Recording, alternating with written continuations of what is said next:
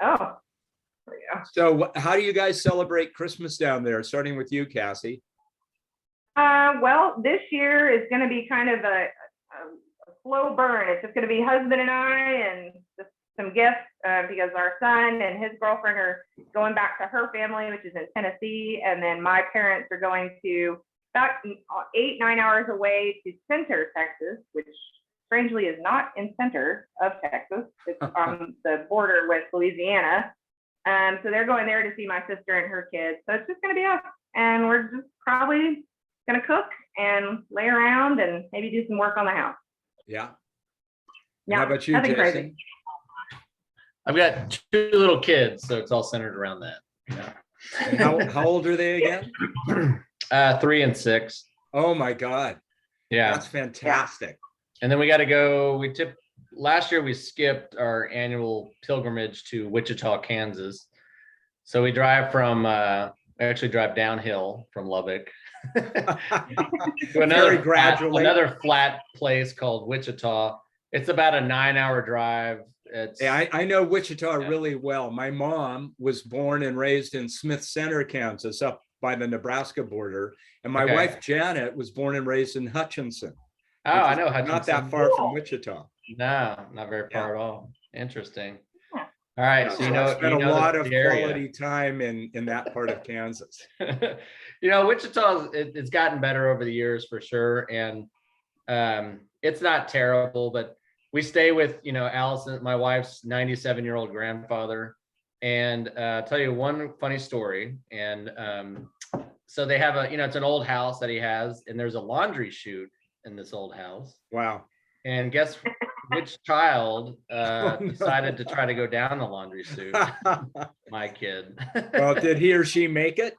They actually had to pull him out. He got kind of stuck a little bit. It's like the most paranoia, anxiety, just creating story for any parent, but it actually happened to our kid. We had I wasn't there. It was one trip that that I didn't go on I think it was for Easter or something. But long story short, they had to pull him out of the wall. Between the second floor and the first floor, before it went to the basement, they had to wiggle him out of there. And I remember they had to go through the plaster or drywall, or no, they were able to he kind of stuck. He compressed himself against the wall, and he used his shoes to kind of stop him. And then everyone's freaking out. I mean, I'm sure you guys, your blood pressure just spiked right now. But they had to they had to hold his hands and then kind of drop him down to the first floor, and someone grabbed his legs and maneuver him out of the door. He was how did he handle that? Was he going crazy, or was he calm, or? Well, that was the top, everyone wanted to ask, what made you do that, Austin? And he, at the time, he'd been watching this TV show. See, television gives you all the worst ideas. Yeah, he'd been watching a TV show. I can't remember the name of it, but one of the characters, they slide down this slide to go into their emergency vehicles or something, and he wanted to be like them. So right. Didn't work out. Got to watch out for your role models, right? That's right. Wow. Amazing. Well, I envy you having little kids at home, though, at Christmas. It's hectic, I know, but it's so much fun. We've got 6 grandkids. Our 3 kids are all much older than either of you guys.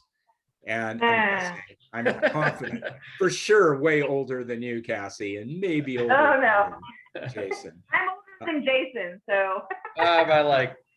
Barely, by 10 years.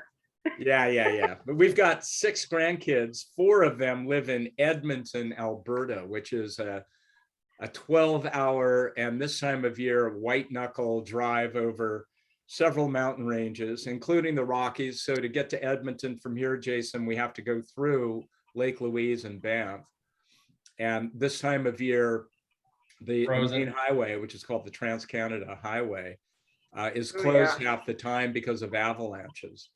Mm-hmm. So and then you add COVID to the deal, and it's not a very enticing prospect to this time of year try and get out there. So we don't. and 4 of our grandkids are out there. But luckily, we have 2 that are just an hour away, and Oh, that's also a white knuckle drive.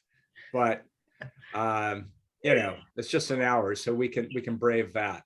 Yeah. Yeah. Okay, well, look, let's talk a little bit about first of all about Santa Rosa, and then I want to talk about the February conference as well. So first of all, did you guys, I think in one of your slides you indicated the fermentation temperatures, but could you just remind me what they were? Do you recall right offhand?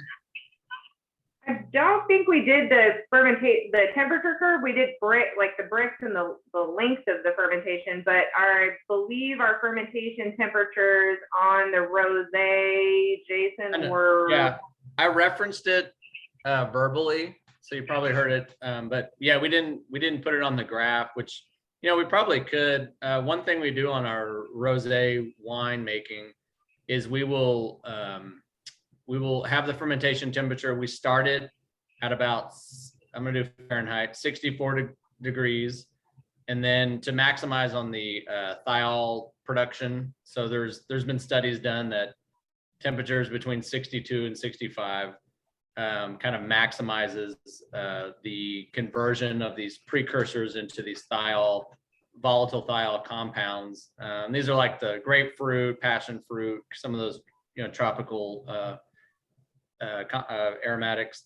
And then there's not really an exact time period, but something about halfway through fermentation, say halfway through your bricks drop from your starting to, you know, dry, we will turn the temperature on the tank down to about 57, 58 degrees Fahrenheit.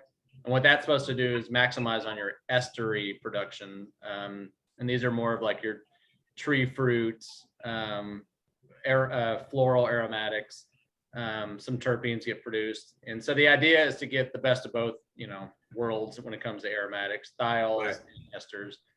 So we didn't graph that. We didn't really track. I don't think we tracked that in the lab. We probably, Cassie, you may want to. We tracked temperature. I mean, we did, yeah. So we could. Okay. So we could include it on the graph if you wanted us to. We'd have to go back and kind of research it. Yeah, it would be really interesting for our team to have access to that. We're just taking a look right now at everyone out there who's using AromaLoc and really starting to bore into things like what we're discussing right now, who's doing what at what point in fermentation, et cetera, to start getting a better handle on ideals. I mean, if they're written, you know, it's an art, of course, not simply a science, but yeah. For example, I think, don't hold me to this, but I believe that Anna was fermenting at least her Sauv Blanc. I'm not sure about their Chardonnay, which, as you know, she didn't feature because there was a problem with it at 49 degrees. So yeah, I heard that. And I don't know, you know, winemaking is interesting. You know, some people, you know, they get their guidance or their inspiration from all over the place, right? Yeah. And sometimes, you know, what a mentor taught you or what you read, you know, or you had good results with one time, you know, that's like, now it's set in stone. That's your formula for success. So yeah, no, exactly. yeah. Well, and when we looked at some of the profiles of her Sauv Blanc, the thing that really stuck out were the thiols. They were way up. I mean, way up. And some of the other aroma compounds just sort of minimal. So, you know, it's a question of taste, literally, and style, right? Yeah, and it could be climate for sure. I know that we have the ability to kind of burn off our precursors, and like we can lose a lot of aromatics if we pick too ripe with especially with Sauvignon Blanc and our other aromatic whites. And so I'm really conscious of that. And I could just even tasting, part of the reason we actually went, I was looking at ways to improve our aromatics, and luckily, thankfully, stumbled upon the AromaLoc article after the 2019 vintage is because of exactly that. We had a very dull, not really aromatic Sauvignon Blanc from 19 that we were trying to, you know, our grower, we worked closely with him and he was trying to pick on flavor. And we had this heat wave come through in August that just like spiked our bricks. It seemed like all the aromatics burned off. It's not really how it happens, but you know, it's an easy way to explain it. Yeah. And like literally we kind of had just like a very dull, like we went backwards on our Sauvignon Blanc, put it that way. And then 2020, we're very just like aware of that happening. And, you know, we were just closely paying attention to bricks increase and not really, you know, having the conversation about what's the flavors. Like I'm just going to we're going to err on the side of caution and pick this at a lower bricks. And we got 2020, you know, with the help of the AromaLoc machine, plus, you know, being, you know, conscious and careful with our, you know, harvest paging system.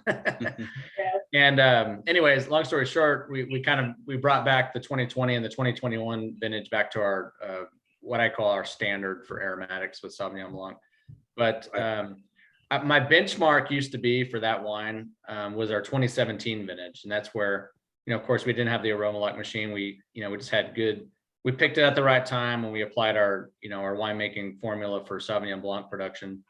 And that one was always, you know, the go-to. But honestly, after last year and this year, I think we've raised the bar. I got a new benchmark. And yeah, it's interesting to hear, you know, that, well, maybe not so much interesting. It kind of makes sense that, you know, her thiols would be a bit higher because she's also sourcing that Sauvignon Blanc from a cooler climate, kind of a more appropriate climate, I would say, for Sauvignon Blanc. Mm-hmm. And but it makes me think like what could be her maximum potential on thiols if that's her idea. Maybe she doesn't want to maximize on thiols. Maybe she wants a different expression, because when you start doing that thiolic expression, it's like, okay, you're competing against New Zealand and they've got it just figured out. Like they don't even have to try very hard.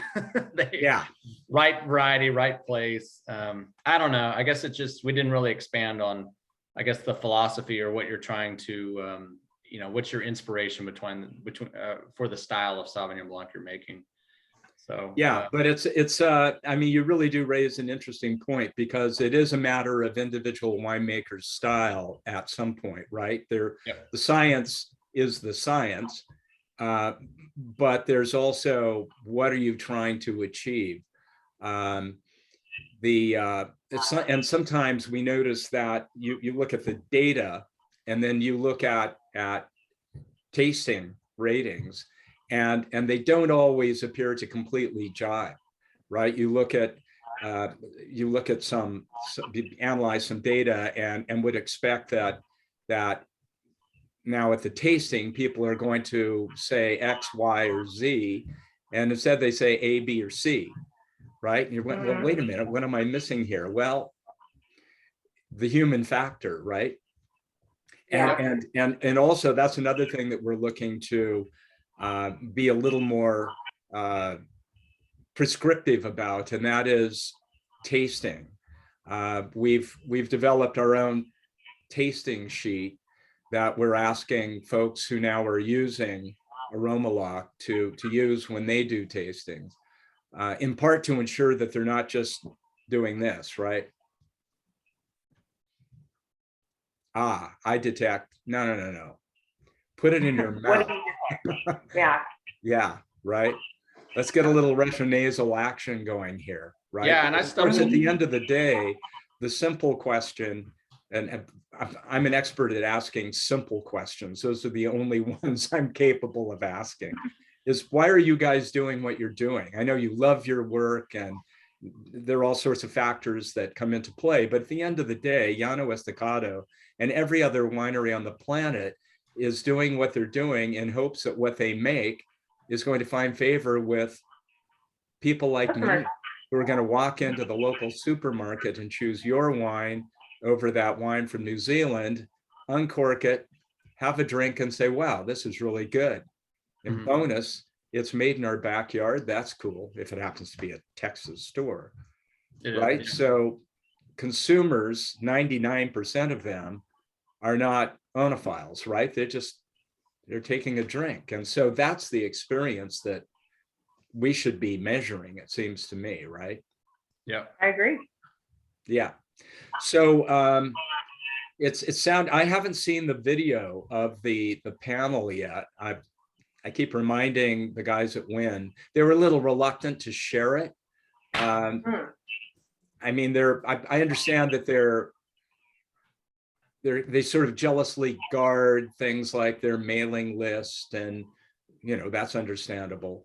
And they don't want to have people like me sharing the proceedings in video form, because they fear that if that kind of stuff gets out there too broadly, people are going to ask themselves, well, why would I bother spending the money and actually attending the event live when I can watch the proceedings online? Right?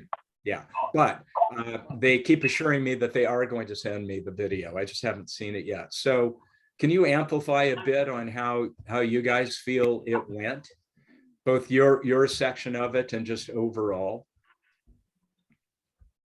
I think for Jason and I'm not speaking for you, Jason, but I know he and I probably should have split up our talking points a little bit better, just so that we both had some bullet points that we kind of hit on. Really, I kind of felt more that I was just there to kind of support, him as the winemaker, and just kind of give in my technical stuff and the cellaring stuff, because that was mainly what was important to me, is that the guys that are in the cellar were able to use the machine so easily.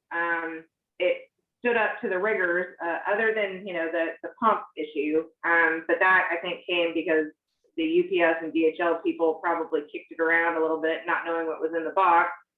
But the ease of installation, the ease of use, and then just getting people to understand that it does take a moment of confidence and trust when you do seal up a fermenting tank. Yeah, we talked about that. Yeah, and I mean, we did for the first installation of it, we did check on it about every 15 minutes, like you would, I guess, a brand new baby. Is it breathing? Are we good? And I really try to just kind of hone in on that, because I think that is a big concern for most people. As far as the winemaking stuff, I think Jason did a beautiful job at talking about that. Okay, great. The first part of your comments reminds me that we're also, and one of the reasons I was just saying to Cassie before you came on, Jason, that I just picked this bad boy up yesterday evening. Nice. An iPhone 13 Pro Max, and the only reason I got it was right there. Yeah. Yep. Right. I mean, we're talking Hollywood quality video here. Seriously, you can shoot, and there are people already doing it. You can shoot feature-length movies. You can shoot Netflix series using this. So I'm going to be beating it out to the Okanagan Valley in early January to start shooting some short instructional videos for people. Like video number 1, this is how you install an AromaLoc machine on your tank. Video number 2, these are the things that you need to be mindful of to ensure as close to gas tight fittings as possible. Because video number 3, if you want full value from this machine, you need to make sure to every extent possible there are no leaks. Because if there's a leak, it's literally defeating the purpose of the machine. Yeah. Right. And we've seen now often enough that we'll get some results back from someone, and you just look at the analyses and you can literally see that, well, obviously the machine isn't working properly. Right. So we go back and, sort of laboriously work through with the winemaker, how did you set it up? And oh yeah, sure enough, there's a leak. And so let's just try it again. And this time, let's be mindful. And it's night and day. Yeah. We had that experience with a very large Canadian winemaker in Ontario last year. Their initial response was, well, this is ridiculous. This machine is useless. It's not doing what you said it would do. Well, wait a minute. Let's take a look at the data. And you could just literally see that obviously it was leaking like a sieve. Yeah. So they agreed to try again this harvest. And sure enough, boom, it works beautifully. And now they're singing our praises, right? And it's funny. I mean, it's not funny, it's human nature. Even though we do talk about this when we've got a customer and they're going about, you know, the business of installing and using the machine, and our simple little instruction guide emphasizes gas tight, you know, airtight. But I don't know, maybe it's just the age that we're in, but that doesn't cut it. But I'm pretty confident this will. If I could, I told my guys, if I could, I'd hire John Cleese, the old British comedian, to do the videos. You know, just to make them as entertaining and funny as possible while still getting the message across. So stay tuned. I'll send an early version of them to you guys. You can be my editors. My Cassie film for that critics.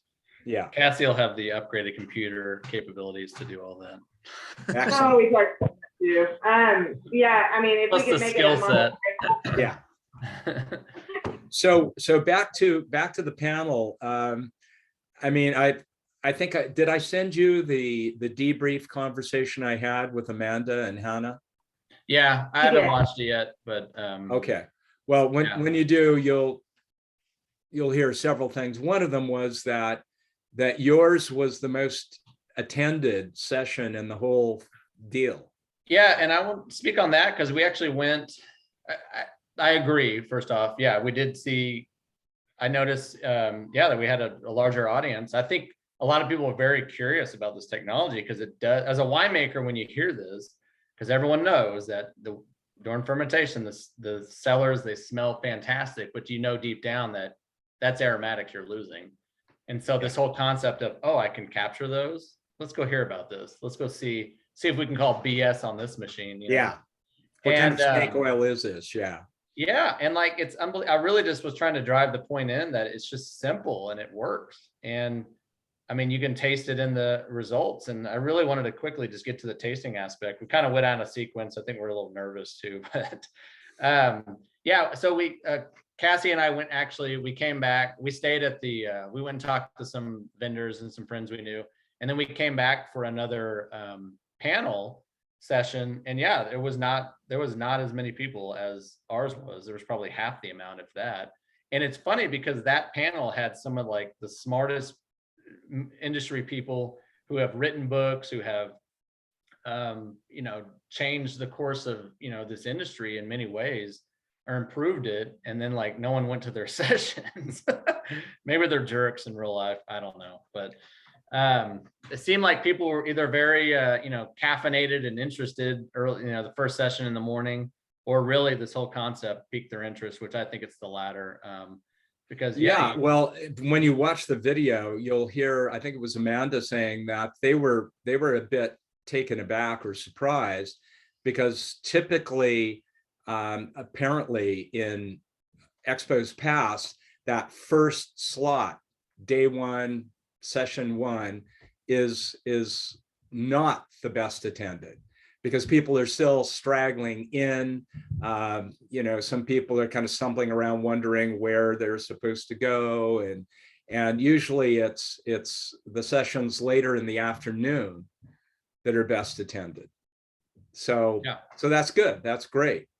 And what about the reaction? So as you said, Jason, probably a lot of, if not all the people who were there were curious and wondering, just how pie in the sky is this thing. What was the tenor of the questions? I mean, you've shared with me some of the questions that you got, but just, body language, and then I want to ask you about how you felt the tastings went, but just generally first. Sure. Generally, people were kind of leaning in and interested, and basically from a just fundamental, how do you set it up standpoint, simply how does it go in the tanks, trying to in their brains, because we didn't have any. I mean, we didn't have a picture. that probably would have been helpful, kind of like your camera idea. Show them, how it works and get some video on it. But people were trying to conceptualize how it's set. How do you set it up on a tank? Is it cumbersome? We try to cover everything from a install standpoint, so they could just visualize in their heads like how they would set it up on one of their tanks. And then really it's just drive in that fact that in order for this thing to work correctly, you have to do something very abnormal during fermentation and completely close up your tank. And so a few people were kind of like, you could see some eyes widening out. There was this one guy in the audience. There was just the one guy who was kind of like the skeptic. He was the one who was leaning back. Yeah, that guy. Yeah. There was only one of those. But after, basically driving in, the installation points, the idea that, even if you have a power outage, the CO2 will still flow out of that device. You're not going to blow up we actually had it happen to us. It was in 2020, the AromaLoc got turned off on accident. I think somebody unplugged it, plugged it back in, but didn't go press start. And yeah, the tank didn't blow up. Everything was fine. So I kind of, let them know that, it can happen. But the way that this device is made, that there's kind of there's still a check valve that allows the gas to leave. I would say as long as you don't have a catastrophic, and we didn't test this, of course, and maybe you guys have, but as long as your refrigeration doesn't go out and you don't have a rapid fermentation occurring, you're probably okay. But I don't know. You guys may want to do some like catastrophic failure tests. Of course. I think the guys have to, you mean, and see a huge spike in the fermentation temperature as a result. Yeah, I think the guys have actually done that. I don't know to what degree. I don't know that temperatures have reached 100 Fahrenheit or something, but but I will say a few, and I don't think they ever really will, but they could get in the 80s and close to 90. But I will say I noticed later on, so going back to the presentation, we just tried to cover everything we talked about, tried to drive in the point about, closing the tank completely. Really wanted to just get to the tasting, because I think the tasting is where you get the most out of it. I tried, I emphasized on, to get the maximum effect and really see what the potential is. I know we're all industry people. When we do a tasting, we're used to spitting your samples, but you need to swallow this one down and do a retronasal evaluation of the wine. Great. And that's where you could see like people going, oh wow, yeah, like there is a difference. And then on the rosé, because of I think the impact wasn't as great versus like seeing Anna's Sauvignon Blanc trial. I think Sauvignon Blanc is a great variety. You get a huge impact on using the AromaLoc with Sauvignon Blanc versus the rosé that we made with the variety of, the grape variety we use to make rosé. Mm-hmm. Probably next year, we're always kind of trying to, always improve our wines. And that's, the why behind why we even use AromaLoc. Yeah, of course. I sell wine at $9 to $14 in a grocery store with a Texas appellation, the small cottage industry we have. Any edge I can get to turn some heads and get people excited about our wines and provide extreme value, I'm all for it. That's why we embrace technology, when it's, we're able to implement it with our winemaking. I think there was an impact on our, the difference between the two, the control and experimental, and then I think a more dramatic difference between, when we got to the Sauvignon Blanc with Anna. And I think that's when people really started thinking like, wow, like, I could, and then, the idea of, the fact that you can use this device on like several fermentations. It's not just, you spend, the money for the machine, you use it for one fermentation and that's it. You got to apply all those costs to that. It's like, no, you can spread it out, 8, 9, 10, however many, however wide your fermentation or your harvest window is and how many different varieties you use. And there seem like a lot of wineries there, they're not just single mono varietal, winery. They're of course, right. So I would say the one thing that came up, and I think this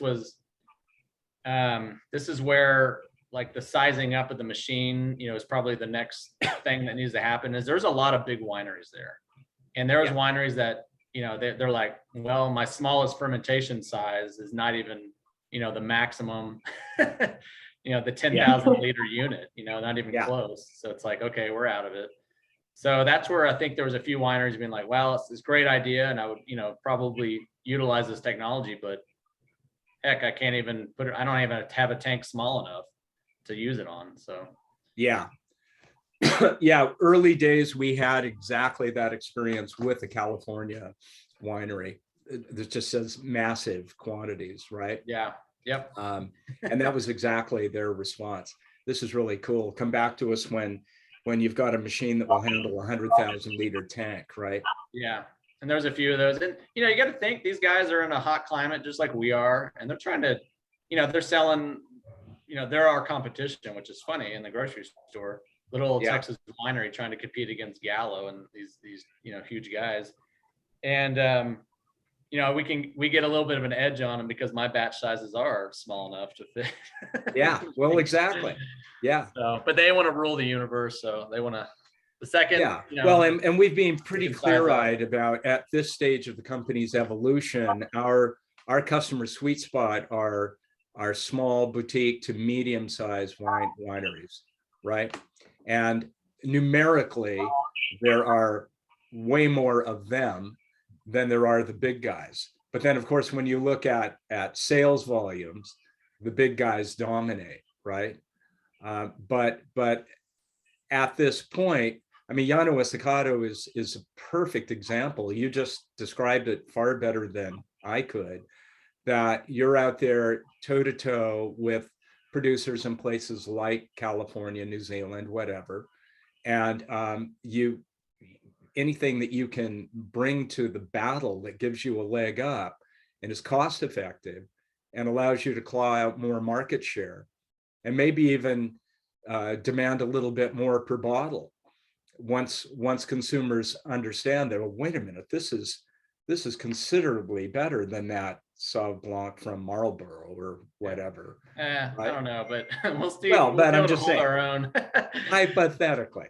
Well, right? You're right. It's funny is some people really, and I don't get it because I love that style of Sauvignon Blanc. Plus, I also have a kind of soft spot in my heart for New Zealand. I visited there. I worked there for a little bit.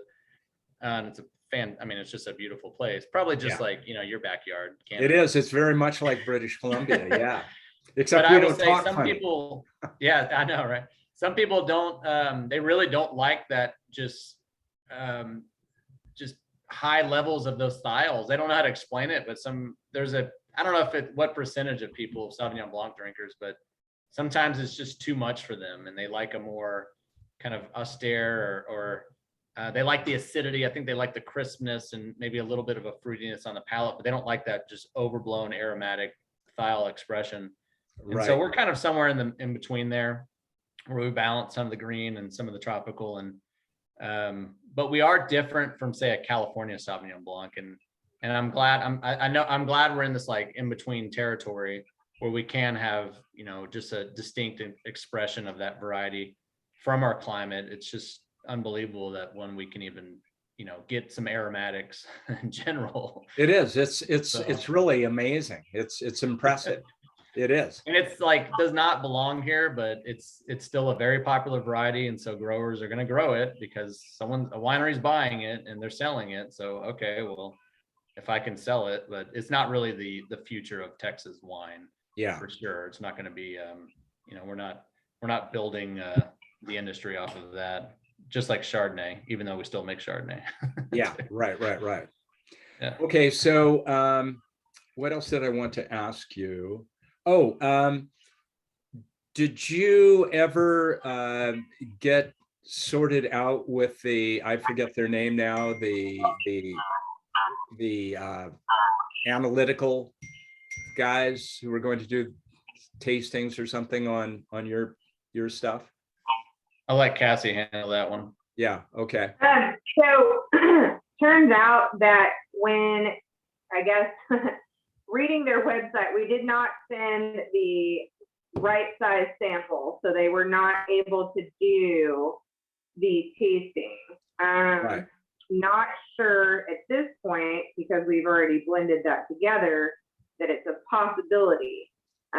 We did get some ETS results, but they were kind of, I don't know, they didn't really show what we were hoping that they were going to show, or something that would be presentable. It just kind of showed, all right, so there was a little bit of a change, but it wasn't good enough to put into, especially into that presentation, because it could have been read one way or another, and we were just like, it's too indecisive. So we didn't. So yeah, unfortunately, we sent the wrong sample size for them to do the tasting on, and they didn't follow what I thought were my directions to tell them, hey, do the tasting first and then go ahead and run the analysis. But so they kind of, I don't know, it was kind of just a miscommunication between us and them. Hey, one thing I just thought of, and we may just try to reach out to Amanda or the other gal at the WIN Expo, Hannah, is actually seeing if there's any leftover bottles of control and experimental, trying to get them sent over to ETS to have that analysis ran. I think there were. I think we had plenty of wine. Anyways, yeah, we were supposed to have pretty. Because you're right, we're putting together a rosé blend, Randy, for bottling, and so we're kind of combining everything. No, well, that makes perfect sense. Yeah, and you had shared with me that the mix up in terms of sizes. I was just wondering if anything had happened after that. Yeah, it might be worthwhile reaching out to the gals in California. Yeah. Mind you, it's Christmas time. There may have been a party, Yeah. Yeah. Yeah. Sure. Well, we could ask. It's not, and that's something we could do. I'm interested in doing that same analysis in the future. So if it doesn't happen this go around, it'll happen in the future. And yeah, cool. Great. Just like we'll eventually send back that machine that needs to be repaired too. Oh, you haven't done that yet? No. Yeah, well, as soon as you do, we'll turn it around immediately. Yeah, just fire it up here. We've gone through an unusually busy fall. It's weird. I don't know how to explain it, but anyways, we will get it out probably after the holiday for sure. Yeah. Well, I mean, just given the kind of year 2021 has been for the planet generally, I think it's miraculous that anyone's gotten anything positive accomplished in the last 12 months, right? What a year. Yeah. So let's talk, just finally, let's talk a bit about the February conference. I've reached out to Mary. Let me just check my email right now. And I let her know, Cassi, your willingness to stand and deliver. And she hasn't gotten back to me yet, but I'm guessing, I mean, it may be because it's the holidays and she's not working this week. That's possible. But based on my previous conversations with her and her excitement and enthusiasm, I mean, they're the ones who reached out to me and asked if someone could speak at this conference. I've got to believe that they're going to say yes, please. Well, the same thing. I mean, I've reached out to Mary a couple times because I've had a couple of questions, and I haven't gotten any response from her either. So I'm fairly certain that it's probably either holiday related, or I know that she's probably super busy trying to get all that stuff together and dealing with all that. But yeah, I'm hoping that she gets back soon, because yeah, we do have some questions as well. But as far as doing the stuff for AromaLoc, no, I don't mind. If she just tells me, you know, the when and the where, and we can kind of finite all those details as soon as I get all that. Cool. I was thinking maybe we could organize a flatbed truck, put a tank on it, and then a machine on top of the tank and cart that to the conference, right? There you go, all the way from Canada. Yeah, no, all the way from Llano Estacado. Yeah, I've got a simpler idea. We can talk about that. But Okay. I think actually bringing the machine and having it clamped on is not a bad idea, because you know this concept really, it seems to be, it either makes or breaks the you know, the final outcome for the wine. Yeah, but it does. I think people just need to see it. They want to like look at it, feel, touch it, whatever.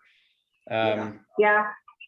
It'd be really cool if we had a clear tank that we could put it on so people could see how it sat in the tank with the hose and, you know, a water level or, you know, colored water or something so it looked like wine. But, you know, as far as taking that up, I'm driving my own vehicle. So it's a 4Runner and I've got a couple passengers. So, yeah, hauling a tank is probably not an option, but we'll figure something out. What? I got an idea. Get the lady who's being cheap with your computer to spring for a roof rack. I feel like that's probably less likely than the computer. We have a company truck, Cassie, that you can drive. There we go. But I think Yeah. honestly is having the idea of a, okay, I'll just lay it out there. So if you build like just a plexiglass cube, you install a one of those ferrules on like a 2-inch ferrule on top that adapts to the AromaLoc. You can basically demonstrate, everyone can see how it clamps on, how the tube, the length of the tube, what it looks like, you know, with some kind of volume of liquid in there. And that covers it, you know, seeing is believing, you know, it That's just a kind of cool covers the idea. install. But I'm okay I think with even doing that. detailed pictures would probably be fine, to be honest. So Yeah. Okay. Well, I'll, as I said, I'm planning on being out in the Okanagan early in January, and I'll be snapping away. So, assuming that, so let's. as I said, the Go biggest ahead, Jason. is the one thing that didn't. This is where I wish we would have saved more of our trials and experimental and control, is that the tasting component is so important for, you know, whenever you give a presentation on this. And so we're unable, unless we can, you know, go back to the I was wind gonna say, and get our samples back. Can we do a small fermentation? I mean, I know it's kind of late, but we could do something Yeah. maybe. I don't know. So, I mean, we try again to try to get samples either from Pintage, or we put our heads together and try to figure out something on our end. Otherwise, you know, not having a tasting component is, you know, makes it just, I don't know, hard to, people are too much relying on a leap of faith, you know, for people to take this chance on the machine. I think tasting our Sauvignon Blancs, just kind of brainstorming right now, wouldn't be a bad idea.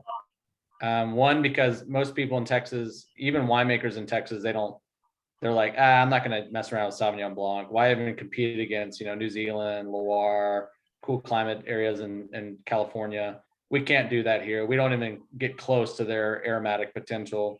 You know, it turns some heads that way. I don't know. I'm just trying to think of a way to incorporate a tasting component to this presentation and not just be, you know, Cassie's talking head, even though we like to hear Cassie talk all the time. And no, I think that's an excellent point and a great suggestion. Well, why don't we do two things? A, think about this a bit and how, if we were able to do a tasting, what and how, and maybe for sure reach out to Amanda and Hannah, just on the off chance that some of your stuff, control and AromaLoc, remained. And I've got to think that we're feeling guilty factor on their front must be relatively high because of what happened with Pintage. So I would guess that they'd be more than happy to bend over backwards if there is some remaining wine to get it to you. Yeah, they did a good job, by the way. She really did a fantastic job filling in, I thought. Oh, that's great. Yeah. Terrific. And then the second thing is that, Cassie, I think it would be best to leave, you know, too many cooks in the kitchen, right? So I won't get involved unless you ask me to at this point in connecting with Mary and talking with her about, because first and foremost, we have to confirm that, yes, this is a go. And then secondly, what the format is. Right. I mean, if there's, well, you've got 10 minutes to talk, then okay. But let's get a sense of what the setting is if it's a yes. And then that would help inform what we might be able to do in terms of Jason's suggestion, tasting as well. right? Absolutely. And kind of, to that, I just want to know what her expectations are, format. And then I was hoping before, all this kind of kicks off is to get with you and just make sure that I've got, I'll come up with a presentation that fits whatever time constraints it is, and use some of your stuff and just kind of use what we use. And then just make sure it fits with what you guys are wanting to present about AromaLoc, and just kind of fine tune it all before we get down there. And Yeah, we'll just absolutely. present what we discussed. Cool. Yeah, I mean, it's interesting. It's kind of fun. There's a similar thing happening with Anna. I don't know if I told you this or not, but after she got back the week after, I think, WIN Expo, she wrote me and said that she thought it went really well, and she thought you guys did a great job, by the way. And seriously, she did say that. And then she said that, that we're owned by Reventos Codo Rio, I think it's pronounced, right? Which is a little 500-year-old operation based in Spain that owns 14 wineries, 12 in Spain. Wow. Sorry, Bye. you're off? Yeah. Okay. Puppies have been out fed. Okay, Kitchen's awesome. still a mess-ish, but Okay, say hello to my friends Jason and Cassi. This is Janet, Hi, Janet. Hello. Hi, Hutchinson, Kansas. nice to meet Hutchins- you. I'll be going to Wichita next week. or Oh, this my weekend. word, no kidding. Oh, yeah. You're in Wichita right now? No, I'll be there in 2 days. Wow. I'm in Lubbock, which is basically Wichita, kind of. Basically, I know it. Yeah, Say hello to the flatlands for me. I will. They miss you a lot. I don't think they do. Or you don't miss them. It'll be No. warm this year. You guys are better off in a nice snowy place. And Yeah, it's beautiful. Yeah. we'll be Great. thinking about you guys. Okay, well, Merry Christmas. Great to Merry meet Christmas. Merry Christmas to you too. Thank you. Okay, you. bye. Bye, honey. Okay, sweetie, see you later. Okay. Yeah, so she wrote me and said blah, blah, blah, and said, Randy, I'm leaving at the end of January to go to Spain because Raventos has an annual gathering, and they bring the head winemakers from all of their wineries, Yeah. from Argentina, from Artesa, and then all the Spanish wineries together. And they sit around and they do tastings, they share that year's vintages with one another. And, it's just, it's a sharing opportunity. It's a fun event, but it's a very serious event as well. And she's going to present AromaLoc and their experience with the trial Okay. at this thing. So to your point, Cassie, we're working directly with her, our founder, right? The guy who invented this technology, Dick Jones, is developing some slides for her with some speaker notes on the side as well. Perfect. And we can do exactly the same thing with you. Once, would as be you great. said, you've got a clear sense of how much time you have and Yeah. what the setting is going to be, then we can sit down with you and agree on, okay, these are the kinds of slides that you really need to support what you're going to be saying, and photos, video, whatever. And we can provide you with some background speaking notes too, if you like. That would be great. That would be really, really great. That kind of takes some of that, little bit of that pressure off, and I just want to make sure that I'm saying the right things and having the light cast on you guys the way that it should be. Our experience, I think, is positive enough, but making sure we get company facts and equipment stuff correct, and that is a big thing. So yeah, it'd be great. Absolutely. Yeah, and I just think in general, it was really cool to get that note initially from Mary. I didn't know if you guys belong to the association, although as she and I spoke, she checked and you do. But I just thought it was kind of potentially, We're the biggest winery on the association. Really? Oh, no Yeah. kidding. Yeah. Well, okay, because I thought, well, potentially, I don't know what Jason and Cassie might think, but it occurs to me as an outsider, this might be quite apart from, it's good for AromaLoc, might be a cool opportunity for you guys to burnish your reputation as an industry leader in the state. Yes. And it doesn't hurt to, be, we just a couple of months ago, we were giving a similar conversation at the second largest gathering of winemakers in America, blah, blah, blah. Mm-hmm. Good for Llano Estacado, I hope. Oh, Cassie, she'll be there. Absolutely. Yeah. Well, it's I think it risky, will be. obviously, given that Cassie is going to be speaking, but Now, it further just amplifies our, and a lot of most wineries in the industry know this. I mean, that we're usually try to be on the forefront of technology with winemaking, because of the challenges we have in our, with our viticulture, with, our climate. And yeah, I mean, sometimes our windows for, maximizing on potential of our wines is just very short.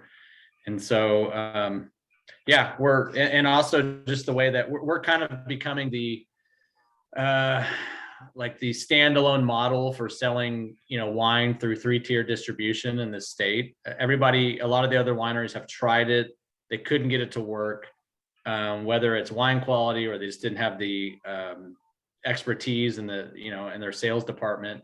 But we're like this one winery, and we're not a huge winery, but we're this one winery that's still competing with the biggest companies and biggest wineries in the world out in the 3-tier distributed market, in a big wine state. I mean, we got 30 million people here. I don't know what the percentage of wine drinkers there are, but there's a lot. We're like the number 3 market for wine in the US. yeah, The whole state, combine the whole state, all the cities.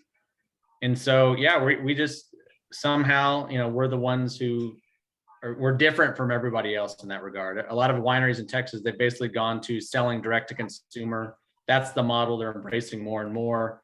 And they just scratch their heads on how to make it work through 3-tier distribution. And little old Llano Estacado with our, embracing technology and trying not to be complacent and always being humbled by this industry.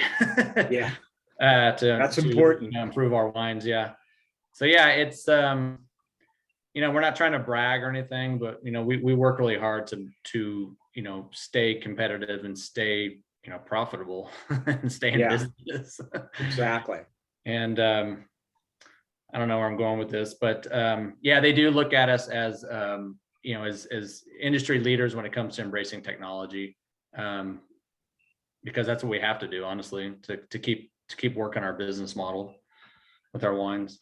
Yeah, no, it makes perfect sense. And so it would make perfect sense if this comes about to have Cassie there talking about this experience working with AromaLoc. It's a perfect fit. Absolutely. Yeah, Absolutely. I agree. That makes sense. Okay, well then, Cassie, let's just then agree that you'll keep me posted in terms of your reaching out to and eventually having a conversation with Mary. And assuming that it's a go, then we'll do what I said, and we'll get on the blower with you, probably bring in Dick and provide you with any kind of support you need to have fun and do a great job. That'd be great. And yeah, as soon as I hear from Mary, I will attack you on the email and just kind of let you know what she's thinking. And we'll probably have another Zoom call or two and just get all on the same page and make sure it's a great presentation. Okay, sounds good. And in the meantime, I will write your colleague and make sure that she gets you a MacBook Air for Christmas. So, I appreciate I guess that I need to greatly. write her today, right? Yes, today, please. Okay. Isn't it funny? I've owned a lot of companies in my day, and so they've been my companies, right? So I've been the boss, the CEO, and yet in every single case, now that I think of it, sooner rather than later, when you're a really small company, it's the accountant or even the bookkeeper. But when you're a larger company, it's the CFO. Yeah. Always somehow come to believe and behave as though it's their company. It's Their money. I'm not saying that that's the situation with Llano Estacado, but it wouldn't surprise me if maybe there's a little of that at play. No, yeah, we haven't heard that verbatim at all. Well, look, you guys, on that Grinch-like note, I'll let you go. But have a very happy holiday season, a Merry Christmas. Jason, drive safely, and yeah, wave to the tumbleweeds for us. We try to dodge them. It's a game we play. And Man, where those that things are game like the will, size of yeah. a VW bug. They can take you out, man. Well, I was just going to say, Yeah. I've got somewhere in my old photo archives a photo of a dark blue VW Bug with Oregon plates parked somewhere outside of Smith Center, Kansas, with a huge tumbleweed stuck in the front bumper. I just thought that was the most exotic thing I'd ever experienced to date. Yeah, my kids, they're really excited to, they always try to count and spot the tumbleweeds until they get bored. But I think they're really hoping for, some kind of like side impact crash on a, into our minivan. Well, So you can view it firsthand. Okay, well, just to show you that we're in a different part of the world, we've got a little Mercedes SUV that's quite off-road capable, which is why we've got it. The diesel, turbo diesel thing. Yeah.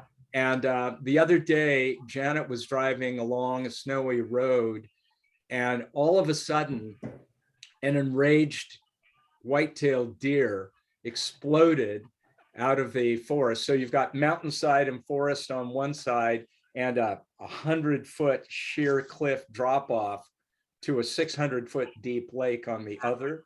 Yep. And this deer crashed out of the forest and rammed the car. My parents, The side of the car. yeah, my parents have almost the exact story when they were living in Durango, Colorado. And it was the same thing. They couldn't swerve because they'd go off a cliff. And so literally, yeah, they just let the deer ram into the car. And So we've got a dent in the side door now. And then that reminded us that years ago, we had a Toyota Land Cruiser. This thing was right-hand drive, turbo diesel. I actually imported it from Japan. And if you got stuck in that thing, it meant only one thing: you were upside down. Yeah. Because otherwise it weighed like, 5,000 pounds or something. Yeah, right? but it's a Toyota. It just like dances across the mud and snow. It's amazing. Yeah. So we Yeah. were driving down a road just north of here, going up the lake. And this time it wasn't a deer, it was a black bear. Oof. Same my thing. God. It came charging out of nowhere from the mountain side of the road and just bashed right into the side of the Land Cruiser. And it rocked this is like a 400-pound animal. Yeah, right? boulder.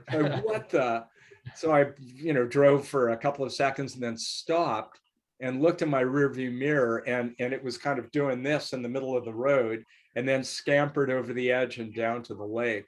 And I got out to look at the side of the vehicle, and this is a Land Cruiser, right? So no, not even a scratch, but a big patch of bear hair stuck to the side of the vehicle. That's the most Canadian experience I think I've had.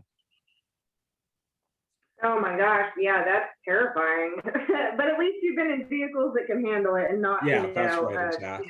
Fiat or something. Well, so anyway, have a fantastic holiday season, you guys. Thanks so much for taking the time to do this. It's been No so great to problem. get to know you two in 2021, and I can't wait for the opportunity to hopefully welcome you up here and show you around a bit. It'll happen. Well, I'm Yeah, excited. That's And, great. Yeah. Happy Cassie holidays probably to you before as me. well. I'm trying. But yeah, happy holidays, and I'll be in touch soon, Randy. That sounds great, Cassie. Thanks. Merry Randy. Christmas to Merry you both. Christmas. Thanks, guys. Bye See for ya. now.